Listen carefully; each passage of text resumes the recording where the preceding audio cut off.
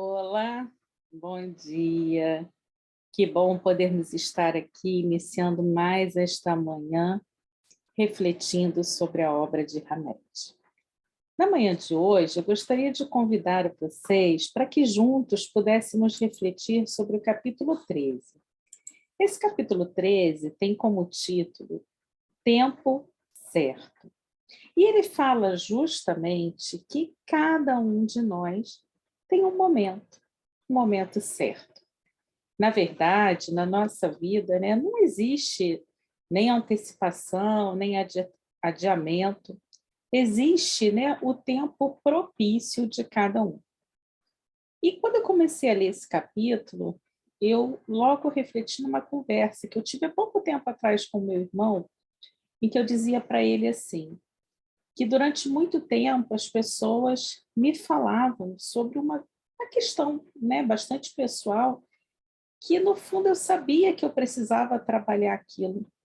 Mas sabe quando você ainda não está preparado para aquilo? E aí você vai segurando, e aí chega finalmente aquele momento em que você fala: agora eu estou pronto, agora eu já posso trabalhar isso. Então, é mais ou menos isso que o capítulo vai nos mostrar. Muitas vezes, né, nós sabemos que precisamos evoluir espiritualmente. Muitas vezes nós sabemos, né, nós temos internamente esse sentimento da necessidade do progresso. Mas tudo tem um tempo. A natureza não dá saltos. E a nossa evolução ela é gradual. Se nós observarmos bem, a natureza nos presenteia com uma variedade incontável assim, de flores, que nos encantam, que nos fascinam, mas nós não as depreciaríamos apenas por achar que vários botões já desabrocharam antes, né? Nós também não acharíamos as flores menos belas porque elas têm cores parecidas, ou então porque têm cores com tonalidades distintas umas das outras. Na verdade, a gente não consegue nem mesmo comparar com flores de diferentes jardins por estarem mais ou menos viçosas. Normalmente a gente deixa que as flores germinem, crescem, floresçam, seguindo a sua própria natureza e o seu próprio ritmo espontâneo. Isso é óbvio. Agora, parece racional que a gente ofereça às pessoas que a gente ama esse mesmo raciocínio. É como se as pessoas tivessem ali aquele seu próprio marco individual nas estradas da vida. E aí a gente não pode violentar a forma como o outro vai entender. A verdade é que ninguém pode evoluir pelo outro. Cada um é que no seu momento, no seu tempo, vai assimilar as questões que são importantes. Cada um de nós, gente, possui experiência, assim, diferenças que são exteriores, tanto no aspecto físico, como na forma, né, de ser, de se vestir, de falar, de olhar ou de se expressar.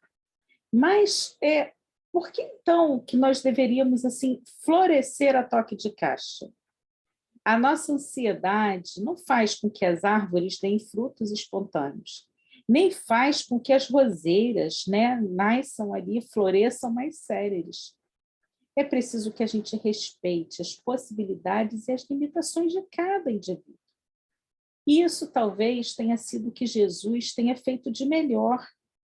Como Jesus compreendia muito bem a nossa, né, diversidade, né, evolutiva, ele exemplifica em suas parábolas essa dissemelhança das criaturas, comparando sempre, né, os indivíduos como aqueles terrenos nos quais as sementes da vida são semeadas. E aí a gente lembra da parábola do semeador, né?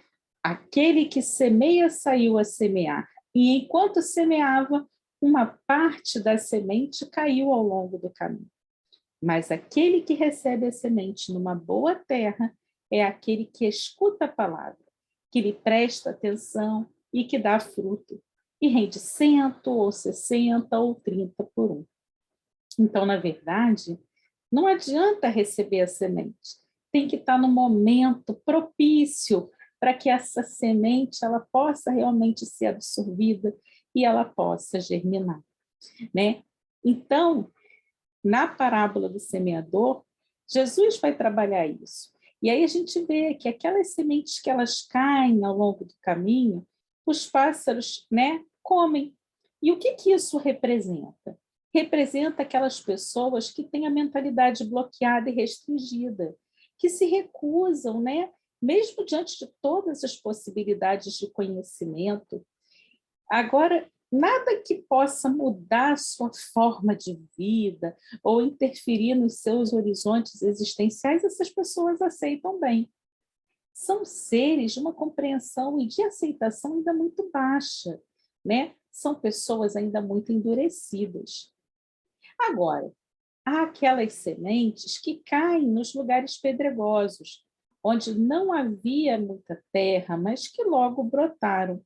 Só que quando surge o sol, elas se queimam, porque a terra era escassa e as raízes não eram suficientemente profundas. Elas foram logo ressecadas, por quê? Porque não suportaram o calor da prova e por serem qualificadas como sendo aquelas pessoas que têm ali uma convicção flutuante. Todos nós conhecemos pessoas assim, não? Né? São aquelas pessoas que torram rapidamente os seus projetos e intenções. São aqueles indivíduos que chegam super motivados para fazer uma coisa, mas da mesma forma que se motivam, se desmotivam, né? Então, a verdade é que as nossas bases psicológicas, elas são recolhidas nas experiências do ontem. São as raízes do passado que dão manutenção no presente para que possamos prosseguir, né? Trabalhando na nossa iluminação interior. Quando nós não conseguimos colocar, né, consolidar essas raízes suficientemente profundas, há bloqueios tanto na nossa consciência intelectual como na emocional. O mecanismo opera de forma similar somente o que se pode digerir daquela informação ou ensinamento recebido. Assim, gente, a disponibilidade de perceber a realidade das coisas funciona nas bases do potencial e da viabilidade evolutiva e, portanto, impor às pessoas que sejam sensíveis ou que progridam, além de um desrespeito à própria individualidade, né? É um fator perigoso e destrutivo para exterminar qualquer tipo de relacionamento. Os espinheiros, que ao crescerem abafaram as sementes, representam aquelas ideias sociais que impermeabilizam a mentalidade do ser humano. Pois no tempo do mestre, as leis do Torá asfixiavam e regulamentavam não somente a vida privada, mas também a vida pública, né? Os indivíduos que não pensam por si mesmos, eles acabam caindo nos domínios das normas e das regras, sem poder erguer em demasia sua mente, restrita pelas ideias vigentes, o que os sentencia a viver numa frustração grupal, visto que o seu grau de raciocínio não pode ultrapassar os níveis permitidos pela comunidade. A verdade é que Jesus combateu sistematicamente esses espinhos de opressão na pessoa daqueles que observavam com muito rigor rituais e determinações das leis em detrimento da verdade, da pureza interior. Dessa forma, ele desqualificou todo espírito de casta entre os espíritos da sua época. Agora, na parábola do semeador, há também aquelas sementes que caem ali na boa terra e que dão frutos abundantes. O que é esse solo fértil que é falado? Né? São, assim, os nossos patrimônios de entendimento, de compreensão e de discernimento, eles não vão acontecer por acaso. Porquanto, gente, nenhum aprendizado envolverá profundamente se nós estivermos dotados de competência para isso. A boa absorção ou abertura de consciência vai acontecer somente no momento em que a gente não estiver preso à forma. nós precisamos nos aprofundar no conteúdo real e dizer, quem não quebra nós, só lhe vê a casca. Mas para quebrar a nós, é preciso senso e noção, base e atributos que requerem tempo para que sejam assim, desenvolvidos de forma conveniente. A consciência da criatura, para que seja receptiva, precisa estar munida de despertamento natural e amadurecimento psicológico.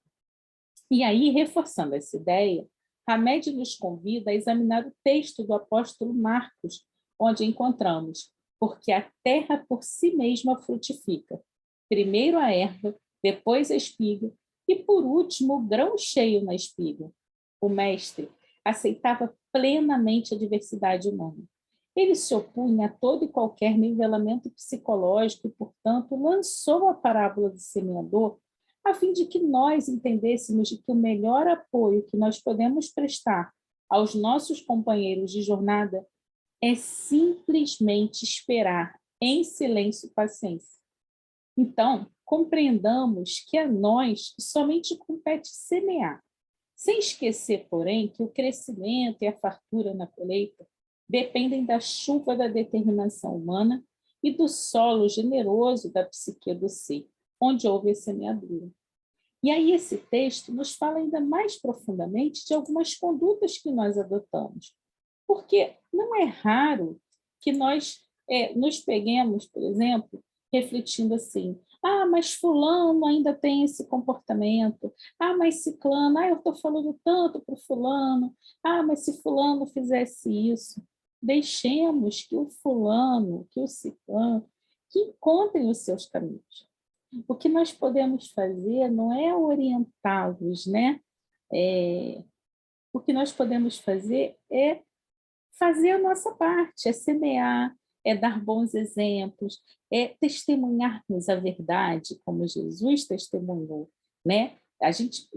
Tem aquela frase que diz assim, que a gente faça, né? Comece a transformação que a gente quer no mundo, que a gente comece em nós. Então, que a gente comece pelo nosso exemplo a semear essa mudança de comportamento, essa mudança de pensamento, essa mudança de atitude. Mas eu não posso chegar para o outro e dizer, você precisa fazer isso. Até porque tem vários fatores envolvidos. Tem, por exemplo, o próprio fato de que, às vezes, o que serve para mim não serve para o outro. Porque a lei do progresso, ela existe para todos nós, mas existem diferentes formas de se alcançar esse progresso. Nós somos seres que temos históricos evolutivos distintos, necessidades distintas, e por isso precisamos passar também por experiências distintas. Então, muitas vezes, aquilo que vai me fazer crescer não é o que vai fazer o outro crescer. Nós precisamos passar coisas que nos levem a querer transformar o nosso mundo interior. A mudança, sair da nossa zona de conforto, né? E buscar o entendimento de quem nós somos, o nosso propósito de estarmos aqui mesmo. Então, isso começa por uma atitude que é individual e que vai ter reflexos no exterior. Mas ninguém muda ninguém. Ninguém evolui por ninguém. Ninguém tem a fórmula, né, para dizer assim, você vai evoluir se você fizer isso ou aquilo. Até porque corre o risco de você, não estando pronto ainda para essa mudança, que essa semente caia, encontre ainda seu coração naquele pedregulho, e quando a prova chega, né, essa semente não consegue resistir à força da prova. Então, é muito importante que a gente não fique procrastinando as coisas que a gente precisa fazer na nossa vida, mas a gente também não pode ignorar que nós temos os nossos limites e que nós precisamos respeitá-los, que a gente possa, cada dia, de forma bastante consciente, bastante equilibrada, né, enxergar aquilo que a gente já pode, já é capaz de fazer, mas entender que há coisas que a gente ainda não está pronto. E a essas coisas a gente calma, silencia o nosso coração e espera em Deus, que na hora certa os processos acontecerão. Isso é lei natural. E evoluir está no destino, né? É destinação de todos nós, que somos filhos de Deus. que temos, né, dentro de nós potências da alma que nos levarão a essa nossa destinação, né, de espíritos, né, perfeitos, mas não nessa única vida, não nessa única existência, não de hoje para amanhã. Ainda temos muitas sombras dentro de nós que precisam ser trabalhadas, mas também não adianta eu acordar hoje e falar assim, vou ficar perfeita de hoje para amanhã, porque vai ser só superfície. O trabalho real, ele começa de dentro para fora. E ele é passinho a passinho para que ele se consolide bem. Afinal, a criança, quando vai para a escola, ela não vai direto para o ensino médio e prestar vestibular. Ela precisa passar por todas as etapas de aprendizado para que aquela aprendizagem realmente seja, né, se consolide, resulte ali num crescimento real. Assim é a nossa vida. Nós precisamos passar por muitas etapas, muitas vivências, para que esse conhecimento, né, ele realmente seja algo que não seja somente aquilo que está escrito, mas aquilo que está vivenciado e que vai gerar marcas profundas em nossas almas, que gerarão crescimento e renovação. Muita paz para todo mundo, um bom dia, muita fé, confiança nesse Pai Criador que nos ampara, que nos protege, que nos fortalece e que nos dá esse novo dia como uma página em branco no livro de nossas vidas, para que possamos reescrever a nossa história. Muita paz para todo mundo, muita harmonia, muita energia. Confiem, Jesus nos ama e nós também devemos nos amar. Muita paz.